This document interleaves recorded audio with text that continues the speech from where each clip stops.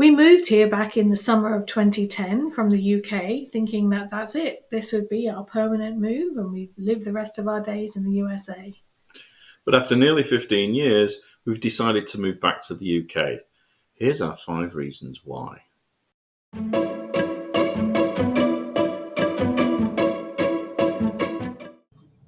Hi, I'm Susie. Hi, I'm Paul.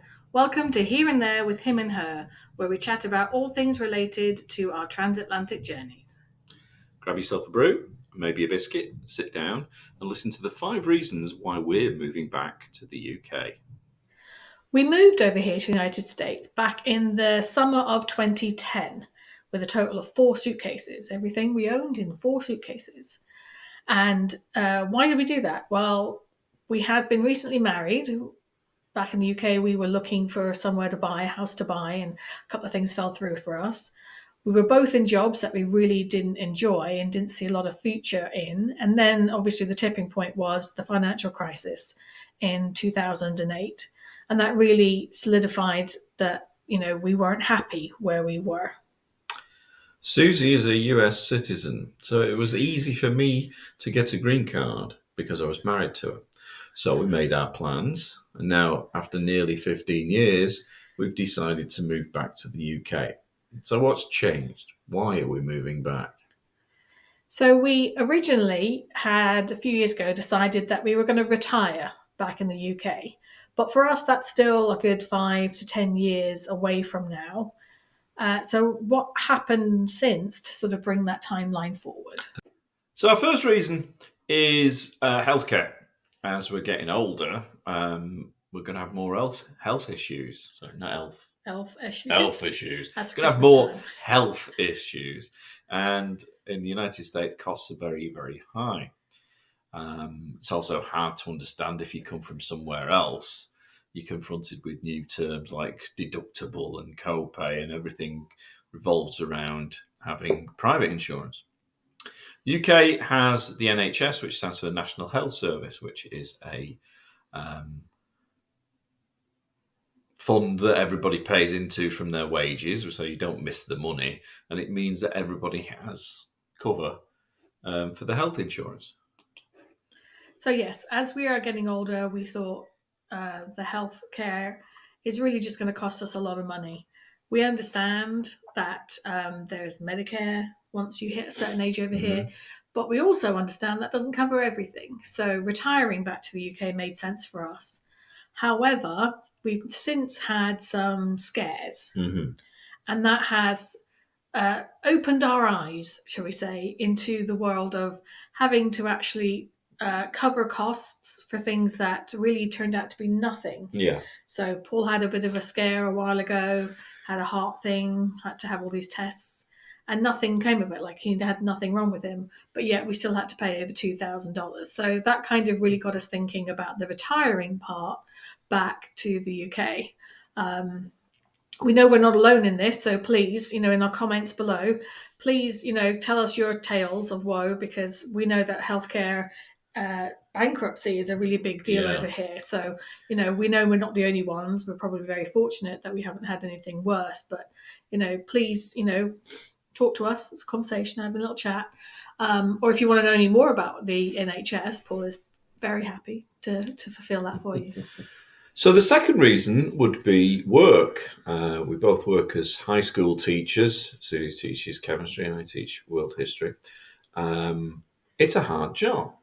It has long hours. It can be quite stressful. And unless you can learn to manage your time properly, you're always on, I would say. What was made things worse was COVID back in 2020. That put extra stress onto us both. And we're still dealing with the consequences of that.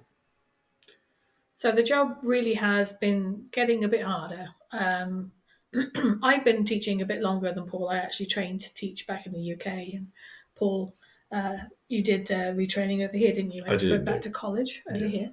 But we have both noticed that since COVID, it's just been, the job is more difficult. There's higher expectations.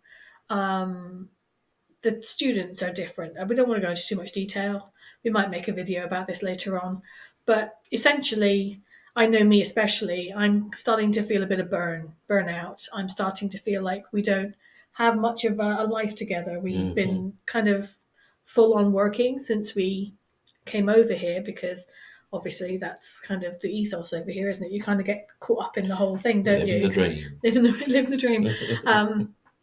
And so we've gotten to this point where we just want more time together. We want to be able to have a better balance of work and life. Yeah.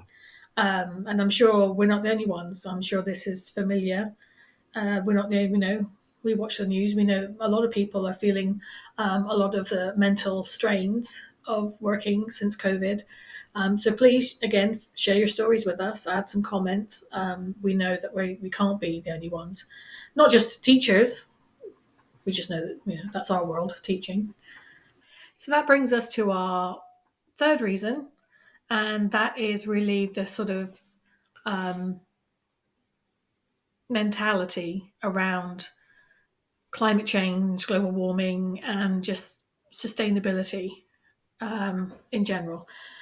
This may not apply to everywhere in the US, but where we currently are living in North Carolina, there isn't really a lot of schemes or legislation or any evidence, shall we say, that they are working towards a sustainable agenda.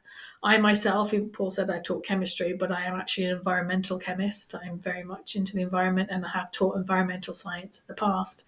And I find it quite upsetting, really, that there isn't more of a push. And it's not just from a government perspective, it's like the everyday person as well, isn't Yeah. it?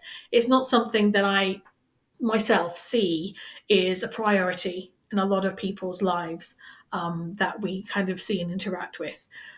That's not everybody, there are some, but in the main, it doesn't seem to be a priority. And it's kind of gotten to the point where I can't even go to the supermarket to do the weekly shopping because I get so upset seeing all of the food and the shopping being packaged into plastic bags, which is something that in the UK, I mean, it was completely banned back in 2015, but even before that, even when we were still living in the Mm. UK, it was highly discouraged. Like you had to pay for those shopping bags. Like you were encouraged to bring your own bags at the very minimum of sort of looking after the environment. So going back to the UK, I feel is more in line with where we want to be Yeah. in I that. mean, there's actual targets for making things more sustainable, phasing out fossil fuels, um, the legislation on electric vehicles.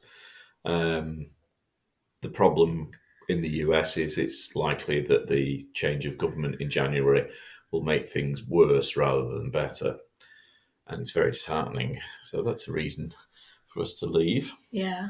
But please, I would love to hear, me especially, I would love to hear that you are in a different part of the US and that there's fantastic schemes in place and that we're kind of maybe an Anomaly. anomaly, because, um, like I said, I find it upsetting and disheartening, but it could be where you live. And I know, like, the West Coast are doing a much better job Hmm. of this. It's just in the main, as an overall country, it just doesn't seem to be as a cohesive sort of strategy. Yeah. And that brings us to our fourth reason, which is time, as in time that we want to spend together, as opposed to time that we just want to spend working for somebody else or doing other things. Um, as we are getting older, we have realized that what your parents tell you is true. Don't admit it, but it's true that as you get older, time just seems to go a lot quicker. Like we're saying, we've been here nearly 15 years, and it does not feel I like know. it's been 15 Yeah. years.